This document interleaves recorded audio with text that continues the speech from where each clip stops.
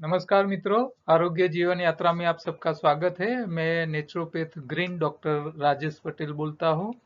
मैं योगा मास्टर भी हूँ और बेसिकली तो मैं सिविल इंजीनियर हूँ। नेचुरोपैथ के साथ हम यहाँ योगाहार पे बातें करते हैं। योग और आहार दोनों को कंबाइन करके योगाहार शब्द बनाया है, जिसका मतलब है योग शास्त्रों ने हमको जो खाने पीने में ध्यान रखने की बातें बताई है, वो ध्यान रखेंगे तो हमको बिना दवाई बिना एक्सरसाइज हमारे शरीर को हम ठीक रख सकते हैं। तो यहाँ नेचुरल डाइट यानी कि प्राकृतिक आहार पद्धति, कुदरत दूसरे प्राणी को जैसी तरह नियम लागू करता है, वही नियम हमारे शरीर को भी लागू करने पड़ते हैं और उसी को हमको समझना जरूरी है। मैं अपने आप को ग्रीन डॉक्टर इसीलिए बोलता हूँ कि हमारी ट्रीटमेंट में कोई दवाइयाँ है नहीं, और दवाइयाँ है नहीं तो इसकी कोई साइड इफेक्ट नहीं है। हाँ, आप दवाइयाँ किसी भी की ले लो, और एलोपैथी वाली दवाई तो आपको सबको पता है, डॉक्टर खुद मानते हैं कि उनकी साइड इफेक्ट बहुत होती है। एक बीमारी निकालने जाओ, दूसरी अंदर घुस जाएगी। तो ये रेड, हाँ, उनका जो लोगो है वो भी रेड कलर का इसीलिए ही रखा होगा शायद, कि भी ये डेंजर चीज है, इससे बचो। न छूटके, हाँ, जब इमरजेंसी हो तभी उसकी प्रयोग में लो दवाइयाँ, इसके अलावा हर रोज मत लीजिए। तो जो लोग आयुर्वेद वाले हैं, योग वाले हैं, नेचुरोपैथ वाले हैं, वो सारे डॉक्टर्स को मैं बोलूंगा वो अपने सिंबल को रेड की जगह ग्रीन कलर का रखे। तो आहार का इंजीनियरिंग जो है योगाहार, वो छोटे बच्चे से लेके बड़े सबको लागू होते हैं। और इसमें बीमारी हो या न हो, आपको सारी बातें समझ में होनी चाहिए, आपको पता होनी चाहिए। तो आरोग्य का पंचामृत यही है। 5 बात मैं यहाँ आपको बताना चाहूंगा कि बीमारी आती है, हम हर रोज तीनों टाइम एसिडिक यानी कि पकाया खुराक खाते हैं इसके हिसाब से। तो पहली जड़ है बीमारी की, तीनों टाइम पकाया खाने से। इसके हिसाब से शरीर में सड़न होती है, कचरा इकट्ठा होता है, खुराक सड़ जाता है, आंतों में गंदगी इकट्ठा होती है। दूसरा, पकाया खुराक में न्यूट्रिशन बहुत कम हो जाते हैं। तो दूसरी समस्या ये आती है पकाया खुराक से। तो आपको बीमारी की वजह ये है, कचरा इकट्ठा हो जाता है न्यूट्रिशन के अभाव का। बीमारी नहीं आती है कच्चे यानी कि अल्कलाइन खुराक से। आप कच्चा खुराक खाइए, बीमारी आएगी ही नहीं। 2 मुद्दे हो गए। अच्छा, तीसरा मुद्दा है बीमारी जाती है तो कचरा निकालने यानी कि उपवास करने से और सही खुराक देने से। तो आपको सही खुराक देना है और उपवास करके कचरा निकालना है। आप हफ्ते में एक बार उपवास करो, इसकी जगह हर रोज एक टाइम का उपवास करो।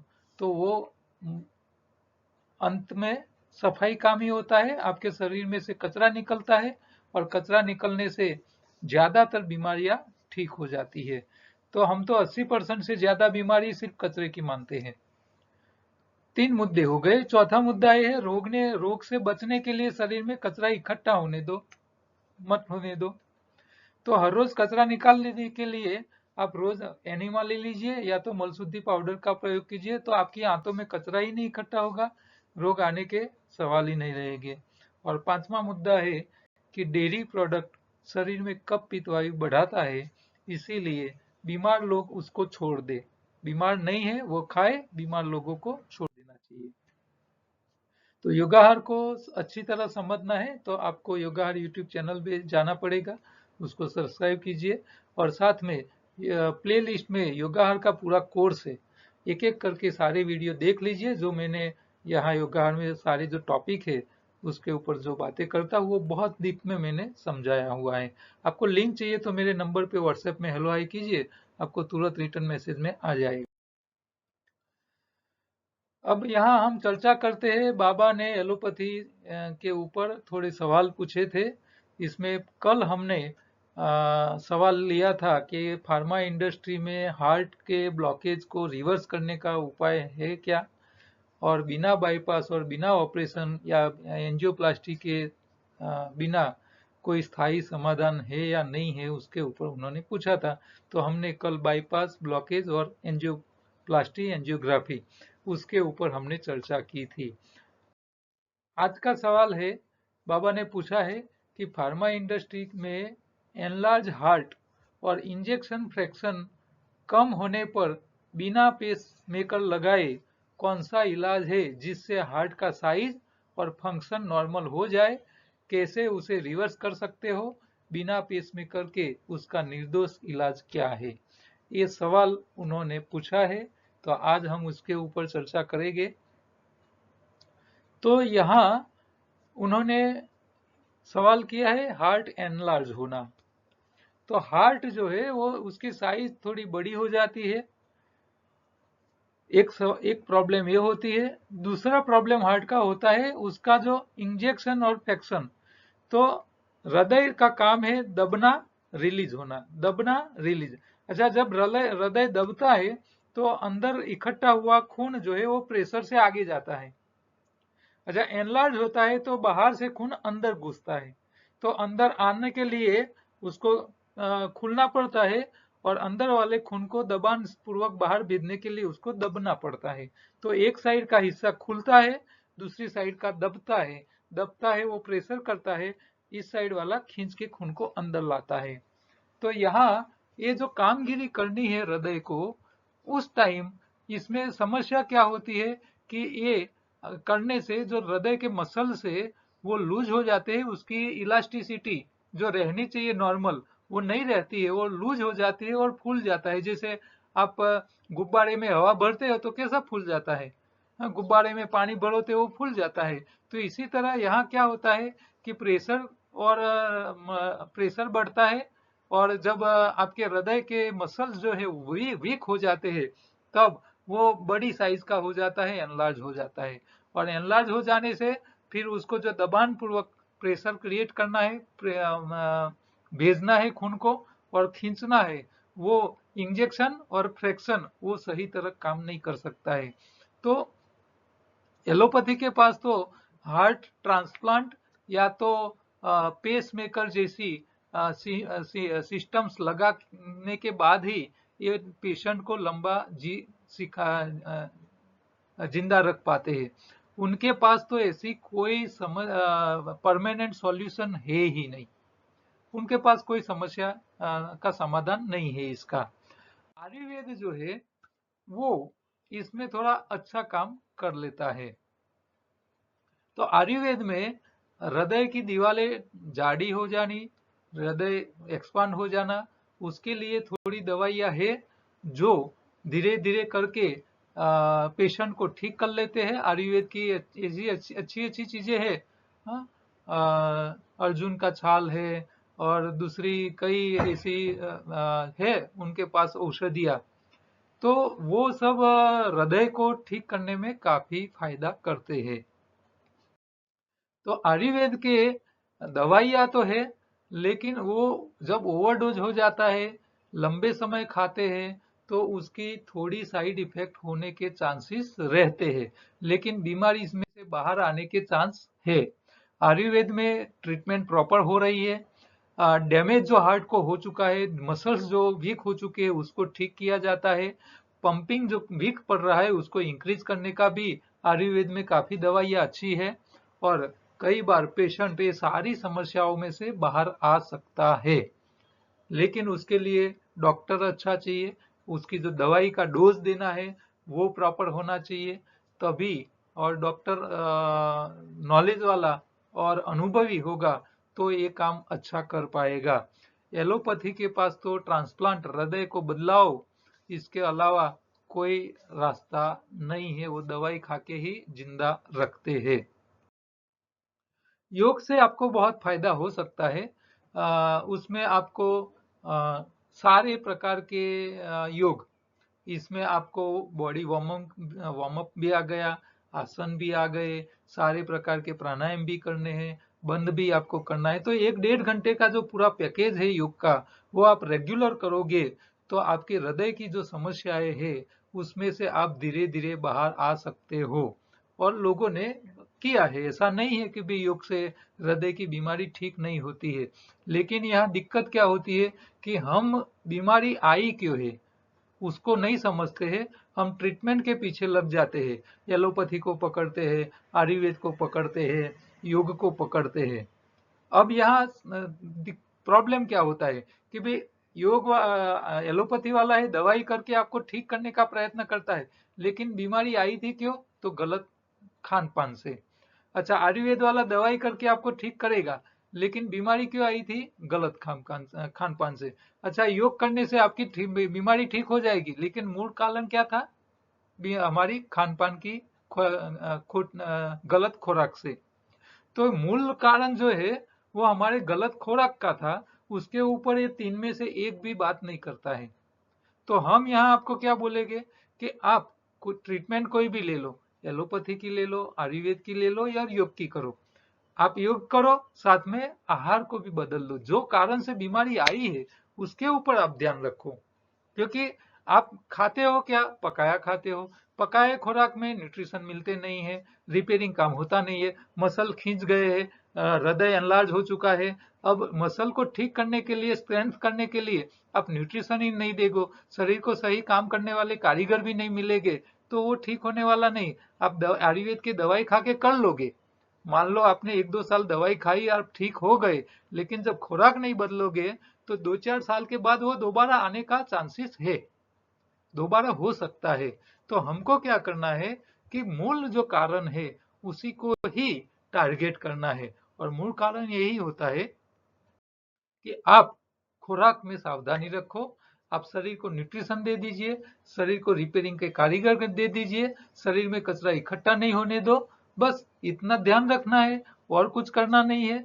और यहाँ ये जो समस्या है, एनलार्ज हो जाना, इंजेक्शन फ्रैक्शन में कमी आना, उसमें ब्लॉकेज कोलेस्ट्रॉल की समस्या नहीं होती है, वहां तेल या चर्बी जिम्मेदार नहीं है। यहाँ जिम्मेदारी है मेंटेनेंस के अभाव की, मसल्स की मेंटेनेंस की अभाव की है। तो यहाँ आपको योगाहार में इसका रियल समाधान आपको मिल जाएगा। तो यहाँ शरीर का कचरा निकालना है, खून साफ रखना है, एनीमा से आंतों की सफाई करनी है। दूसरा, आपको और जो मसल्स जो है उसको ठीक करने के लिए रिपेयरिंग का सामान यानी कि न्यूट्रिशन चाहिए, और ठीक करने वाले कारीगर चाहिए, यानी कि आपको सही हीमोग्लोबिन चाहिए, नेचुरल हीमोग्लोबिन जरूरत पड़ेगी। तो वो हमको कहाँ से मिलेगा?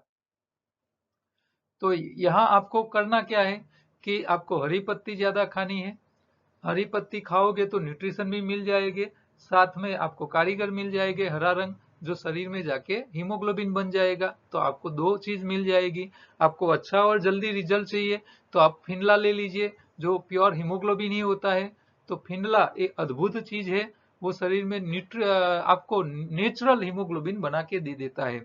आप ताजी पत्ती हर रोज 3-4 ग्लास पीना चालू कर लीजिए, आपका हृदय का इंजेक्शन फ्रैक्शन और हृदय जो इनलाज हो चुका है, तो मसल जो है वो दोबारा वापस ठीक हो जाएंगे, स्ट्रेंथ वाले हो जाएंगे, तो हृदय अपनी साइज का वापस हो जाएगा। तो आपको हर रोज डाइट में हरी पत्ती बढ़ानी है, 70% से ज्यादा कच्चा खाना है, 30% से कम पकाया खाना है, डेयरी प्रोडक्ट छोड़ देनी है, और 8 घंटे के बीच में ही खाना है। आपको ध्यान रखना है। यहाँ आपके कोलेस्ट्रॉल, ब्लॉकेज, बीपी की समस्या नहीं है, यहाँ समस्या वो दूसरी है, मेंटेनेंस के अभाव की है। तो ये सारा आप कर सकते हो, नेचुरल डाइट करके आप आपके हृदय को ठीक कर सकते हो, और परमानेंट सॉल्यूशन है, इसमें आपको फिर दवाई खाने की जरूरत ही नहीं पड़ेगी। तो आज की उपयोगी प्रोडक्ट है फिनला। फिनला, ये देखिए कैक्टस आता है कांटे वाला, इसके ऊपर लाल रंग का जो है ना, ये लाल कलर ना, तो वो फल है। इसको प्रिकली पियर्स अंग्रेजी में बोलते हैं, गुजरात में उसको फिनला बोलते हैं। तो ये सीधा नेचुरल हीमोग्लोबिन देता है, उसका जूस आता है, वो आप पी सकते हो। नेचुरल हीमोग्लोबिन जो शरीर के लिए कारीगर के लिए काम करते हैं, क्योंकि उसका काम ही है शरीर में पंच तत्व बैलेंस करना, जहां जो तत्व की कमी है उसको पूर्तता करने का काम हीमोग्लोबिन का है। तो हीमोग्लोबिन बूस्टर के हिसाब से काम करता है।